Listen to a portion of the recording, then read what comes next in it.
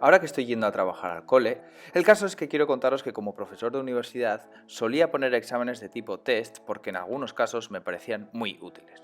Los estudiantes, y yo me incluyo, cuando era estudiante, siempre solíamos tener nuestras propias estrategias para hacer los exámenes tipo test. O siempre había alguna teoría de que en caso de duda entre A, B, C y D, la respuesta correcta era siempre la D. ¿O era la C?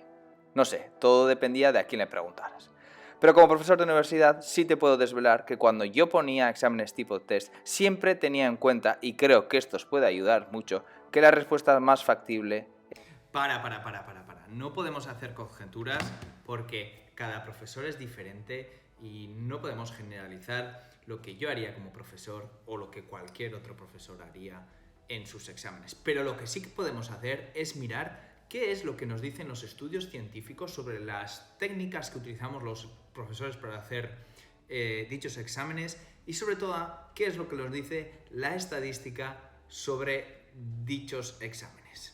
En el vídeo vamos a analizar diferentes estrategias que podemos utilizar teniendo en cuenta qué es lo que nos dice la estadística y la ciencia sobre cómo hacer los exámenes tipo test y al final te voy a dar un par de armas secretas sobre cómo sacar adelante estos exámenes y te voy a dar también mi arma secreta sobre cómo sacar adelante esos exámenes. Si te interesan los métodos de estudio más efectivos según los artículos científicos, déjame tu email para que te mande información sobre cómo estudiar de manera efectiva. Bien, en primer lugar lo que tenemos que hacer es leer bien las preguntas. Sé que suena esto muy básico, pero muchas veces, y yo personalmente también he caído en este error, en no leer específicamente qué es lo que decía el enunciado de la pregunta, especialmente aquellas preguntas con negaciones, es decir, cuál de estos temas no es bla bla bla, ese no es lo que nos despista, la parte que cuando leemos de manera diagonal no solemos ver y acabamos respondiendo mal a dichas preguntas. También lo que nos dicen los artículos científicos es que respondamos primero a aquellas preguntas que no sabemos, que estamos 100% seguros o seguras, esas tienen que ir primero para después hacer las más difíciles. Y en este sentido, la tercera cuestión dentro de esto de leer las preguntas de manera correcta es leer el contexto entero del examen, debido a que puede ser que algunas preguntas tengan información para responder otras preguntas. Por ejemplo, si estoy en duda entre A y B en una pregunta, puedo escanear un poco el examen para ver qué otras preguntas me pueden dar pistas sobre si es A o sobre si es B o sobre si esa cuestión ya me la están examinando en otra pregunta para que yo tome una decisión. En segundo lugar, hay una técnica, esta ya sí que es una técnica científica, que es empezar por lo difícil y saltar a las cosas fáciles. Esta técnica nos dice que dediquemos un par de minutos a aquellos problemas que son más difíciles y después que pasemos a las cosas más fáciles, una vez que hemos respondido a aquellas cosas que ya sabemos. Por lo tanto, no solamente vamos a ahorrar tiempo en el examen y nos vamos a centrar en terminar todo el examen, que eso también es muy importante, como nos decían nuestros profesores y nuestras profesoras, es importante terminar el examen sin dejar preguntas sin responder, pero esta técnica lo que nos permite es centrarme en una tarea, en un problema, y si no sé cuál es la respuesta a esa tarea, paso a la siguiente después de unos minutos, y mientras estoy haciendo esa otra tarea, la primera tarea va a estar trabajando en mi cerebro, y cuando vuelva a hacer esa tarea es muy probable que tenga más información o que tenga más opciones de responderla correctamente. Este se basa en el concepto de concentración y dispersión. Concentración y dispersión. En este canal he hablado mucho sobre la concentración y cómo funciona. El caso es que cuando nos concentramos en una tarea, utilizamos todo nuestro cerebro en ella, y cuando nos utilizamos la dispersión o pasamos a otra tarea, seguimos concentrados en esa tarea, pero permitimos que haya conexiones que de una manera normal no haríamos. Concentración, dispersión. La siguiente técnica sería la visualización, y la ciencia llama esto memoria de contexto. Imagínate que estás haciendo el examen tipo test, te sabes la respuesta, la tienes ahí a punto de salir, pero no te termina de salir, la tienes, lo que solemos decir, en la punta de la lengua, pero no termino de encontrar esa respuesta que estoy buscando. Bueno, en estos casos los estudios científicos nos dicen que utilicemos la visualización, igual que hacemos en el deporte. Lo que tenemos que hacer es visualizarnos a nosotros mismos en la situación, en este caso donde aprendimos dicho contenido o donde estudiamos dicho contenido. Puede ser ya sea en clase en la universidad, en clase en el instituto. Si estoy estudiando en casa y lo estudio en casa, me tengo que ver a mí mismo en esos contextos físicos. Al final y al cabo, nuestro cerebro funciona por imágenes mentales y es capaz de visualizar esos momentos. Eso va a activar conexiones en nuestra cabeza que nos van a dar unas mayores conexiones entre los conceptos que conocemos y con un poco de suerte sacaremos de nuestra cabeza eso que ya conocemos. Si no tienes la menor idea, si has llegado a las preguntas, no sabes las respuestas, entonces es momento de sacar nuestra arma secreta. Y tenemos que tener en cuenta que lo que vamos a hacer es, vamos a analizar cómo los profesores solemos hacer los exámenes y cuál suele ser nuestro sesgo hacia A, B, C o D, porque los estudios nos indican que sí, tenemos un sesgo. Al fin y al cabo, los seres humanos no somos capaces de distribuir las cosas de manera equitativa y siempre incurrimos en algún tipo de sesgos. Y hay artículos científicos que se han dedicado a investigar cuáles son estos sesgos y específicamente en los exámenes de respuesta múltiple A, B, C o D. Bien, y estos estudios nos demuestran cosas diferentes. Por ejemplo, para aquellas preguntas que solamente tengan 3 respuestas, A, B y C, los estudios científicos nos muestran que no hay ningún sesgo entre las 3, no hay diferencias entre A, entre B y entre C.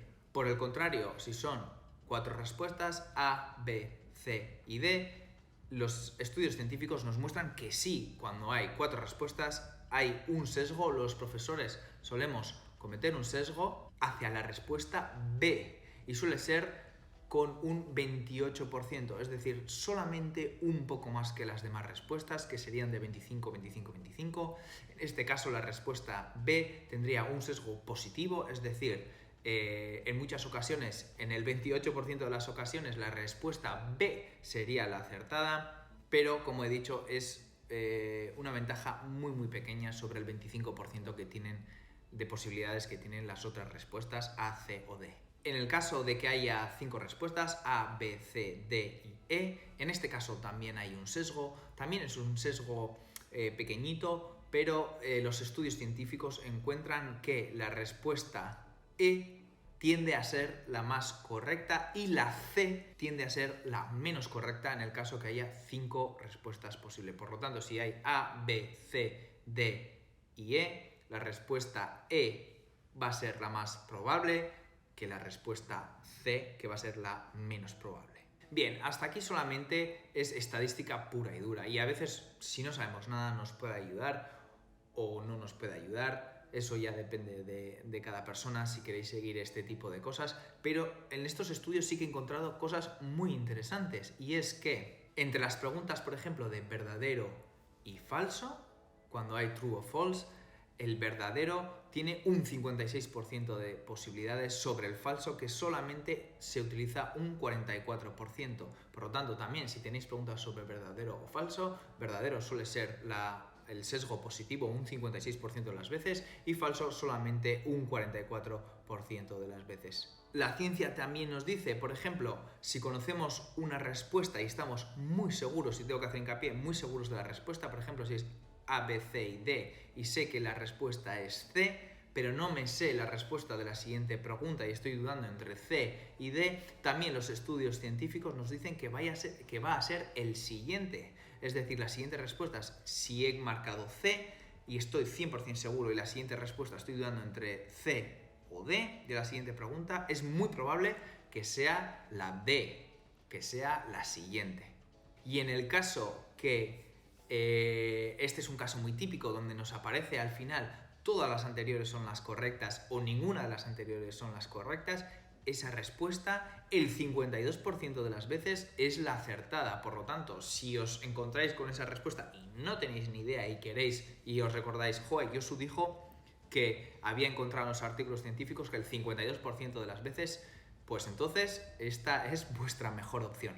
Tener en cuenta que solamente estamos describiendo cómo los profesores hacen esos exámenes y el sesgo que tenemos los humanos al hacer este tipo de exámenes. En realidad, si has llegado a este punto en el que no tienes ni idea de la respuesta, realmente no estás aprendiendo nada sobre ese tema, yo te animo a que aprendas un poco más y profundices un poco más sobre dicho tema, porque al fin y al cabo estamos estudiando para eso, no para aprovecharnos de los sesgos que tienen los profesores. Y ahora sí, si lo que quieres ver es mi arma secreta personal, que la iba a contar en el vídeo al principio, ahí te la dejo.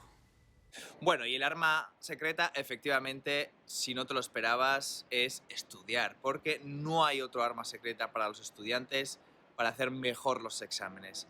Este canal va sobre eso, pero te quiero recordar que normalmente no solemos estudiar de la manera más efectiva. Recordaros que las maneras más efectivas, según los estudios científicos, son hacer, por un lado, la memorización activa o active recall, y por otro lado, el repaso o estudio espaciado, que normalmente a veces lo solemos hacer, pero no de la manera más adecuada. Si no te esperabas que te fuera a decir esto, déjame un comentario diciéndome cómo haces tú para enfrentarte a esos exámenes tipo A, B, C de respuesta múltiple, si tienes alguna estrategia especial para que pueda echarle yo también un vistazo a eso.